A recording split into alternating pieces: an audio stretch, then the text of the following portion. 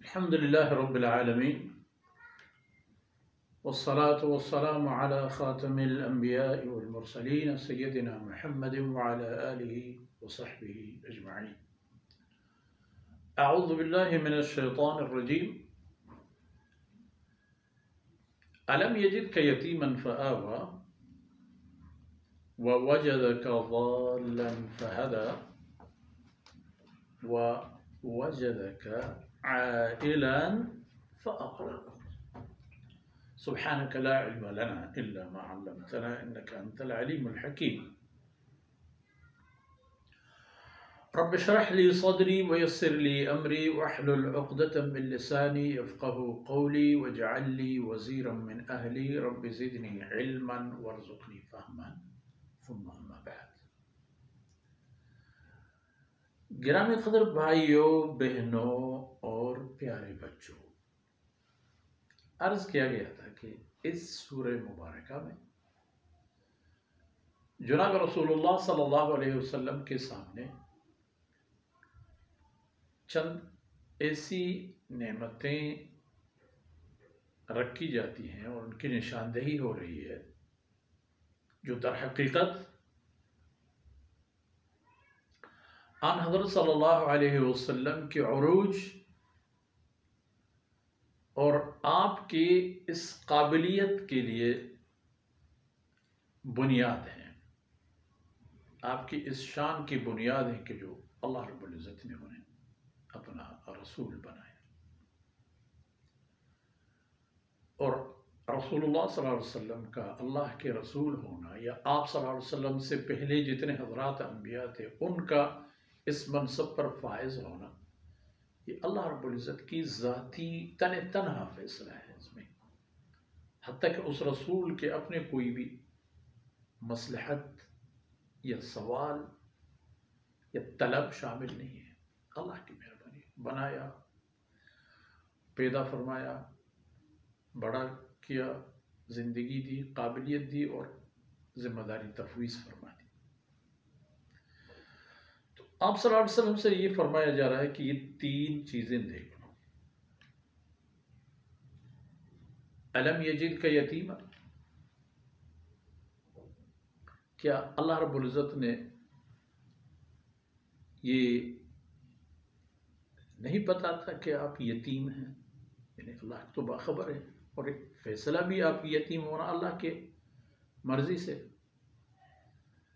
الم یجدک یتیما فآوی، ویسے یتیم تو بے سرپرست ہوتا ہے.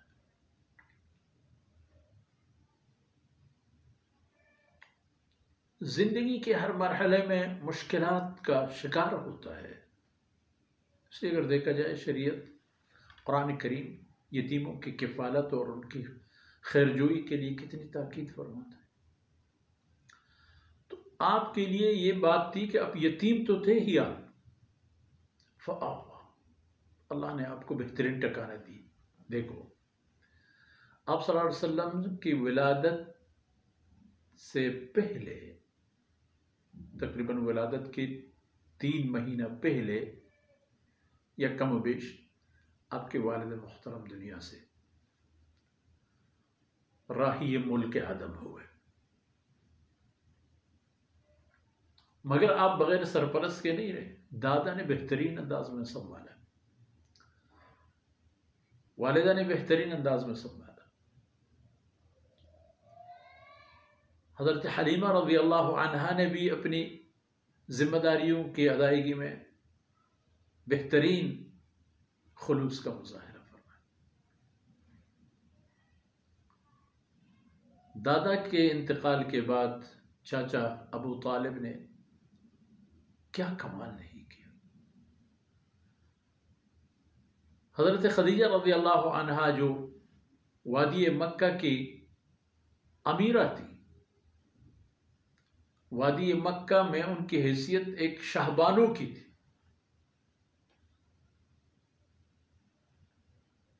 انہوں نے آپ صلی اللہ علیہ وسلم کو از خود اپنے مال میں شریک کیا، ازدواج کی آفر کی، اس کی زندگی کا حصہ بنی اور ان کی خدمت میں اپنا سب کچھ قربان کر. یہ نہیں ہے یتیم کو ٹھکانہ دینا.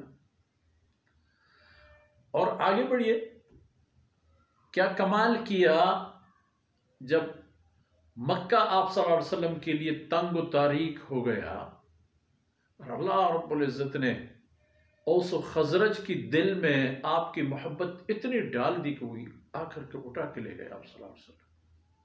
اٹھا کے لے گئے کا کمانا، رستہ دے دیا، گھر بار دے دی، آفر کی، اور آپ صلی اللہ علیہ وسلم ان لوگوں کی وعد و وعید اور ان کے عہد و پیمان اور بیعت کی بنیاد پر مدینہ منورہ ہجرت کر کے تشریف لے گئے، اور انہوں نے دل و جان سے آپ کو ٹھکانا دیا. ان حضرت صلی اللہ علیہ وسلم کو اور آپ کے ساتھیوں کو انہوں نے اپنے دلوں میں جگہ دی، آپ صلی اللہ علیہ وسلم کو اپنے دماغوں میں جگہ دی. آپ صلی اللہ علیہ وسلم ان کی آنکھ، زبان، کان اور ہاتھ اور پیر بن گئے. یہ نہیں ہے یتیم کو ٹھکانہ ملنا. وَوَجَدَكَ ضَالًّا فَهَدَى، اور اللہ رب العزت کو تو معلوم تھا کہ آپ یہ قرآن اور اس میں موجود احکامات کے بارے میں لا علم ہیں.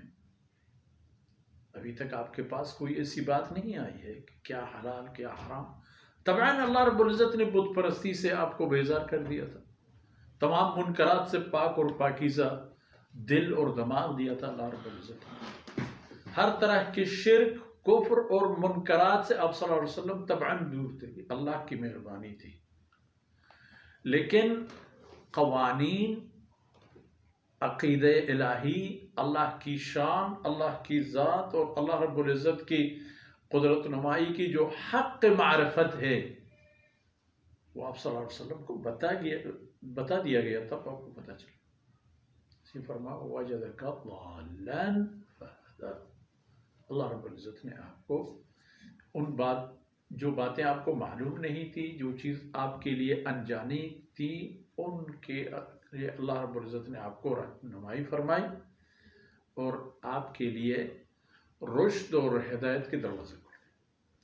وَوَجَدَكَ عَائِلًا فَأَغْنَى، اور یہ تو بھی اللہ رب العزت کو معلوم ہے اور معلوم تھا کہ آپ کثیر العیال ہیں، آپ کے اخراجات آپ کی ضروریات کو پورے نہیں کر رہے، آپ کے وسائل کم اور خرچہ زیادہ ہے. تو اللہ رب العزت نے امت لگا دی آپ کی خدمت. اللہ رب العزت نے آپ کے پاس ایسے اپنے شاہین بھیجے، ایسے شیر بھیجے اللہ رب العزت نے، جو آپ کے لیے آپ کے نام کا کلمہ پڑھتے ہوئے، جھنڈا لہراتے ہوئے